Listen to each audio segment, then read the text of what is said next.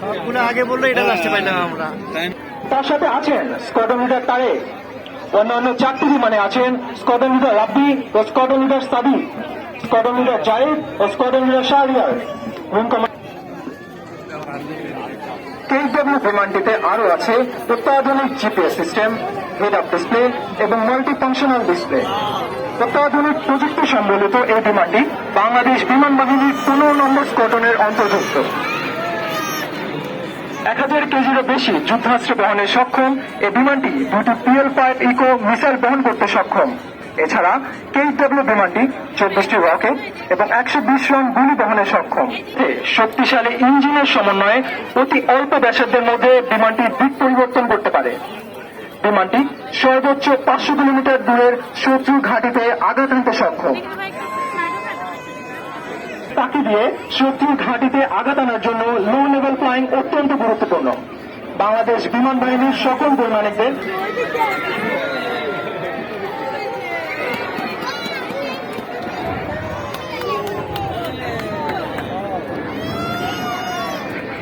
সুধীমণ্ডলী, অল্প কিছুক্ষণের মধ্যে জাতীয় প্যারেড স্কোয়ারে উপস্থিত হবে আধুনিক বিশ্বের অন্যতম পরীক্ষিত এবং যুদ্ধক্ষেত্রে বহুমুখী ভূমিকায় নিয়োজিত 4th জেনারেশন ফাইটার যুদ্ধ বিমান পশ্চিমা বিশ্ব সহান।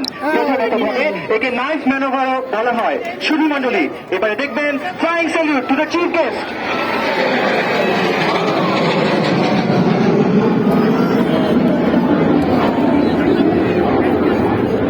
রাষ্ট্রপতিকে এইমাত্র মিগ-29 যুদ্ধ বিমানটি ফ্লাইং স্যালুট করলো। শক্তিশালী ইঞ্জিন ও সর্বোৎকৃষ্ট অ্যারোডাইনামিক ডিজাইনের এই বিমানটি অত্যন্ত স্বল্প গতিতে দ্রুততার সাথে দিক ও উচ্চতা পরিবর্তন করে শত্রুর বিরুদ্ধে নিজেকে আক্রমণাত্মক অবস্থানে নিয়ে যেতে পারে। মিগ-29 বিমানটি এই কৌশল প্রদর্শনের জন্য এখন দিক পরিবর্তন করে প্যারেড গ্রাউন্ডের দক্ষিণ দিকে অবস্থান নিচ্ছে। কিছুক্ষণের মধ্যে আপনারা দেখতে পাবেন ডান কাছ থেকে স্বল্প গতিতে এগিয়ে আসা মিগ-29 বিমানের স্লো স্পিড হ্যান্ডলিং ম্যানোভার। স্বল্প গতিতে আকাশে ভেসে থাকার সক্ষমতা এই বিমানটিকে দিয়েছে যুদ্ধক্ষেত্রে। 29টি প্রদর্শন করবে স্লো স্পিড হ্যান্ডলিং ম্যানোভার। এখন জোরে গেলে এখন আবার ধীরে আসতেছে।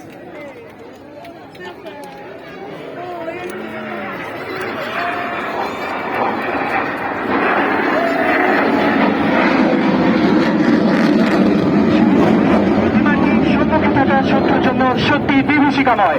এর অন্যতম প্রমাণ হলো এর সর্বোচ্চ টার্ন পারফরমেন্স। শত্রুকে অব্যর্থভাবে ধরা করার জন্য স্বল্প পরিধিতে উচ্চ টার্ন রেটে এই বিমান দিক পরিবর্তন করতে সক্ষম, যা এখন এটির আফটার বার্নার টার্নের মাধ্যমে আপনারা দেখতে পাচ্ছেন। আবার আসবে তো শক্তিশালী দুটি RD-33 ইঞ্জিনের সর্বোচ্চ শক্তি ব্যবহার করে এবং বিমানের গতি নিয়ন্ত্রণ করে সর্বোচ্চ টার্ন পারফরমেন্স প্রদর্শন করছে মিগ-29 বিমানের চৌকস পাইলট।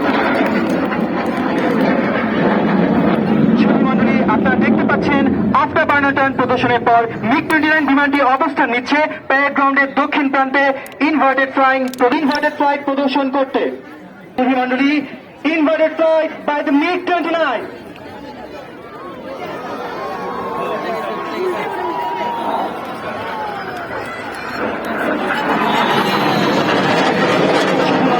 ইনভার্টেড ফ্লাইট প্রদর্শনের পর ভিক্টরি বাই দ্য মিগ-29।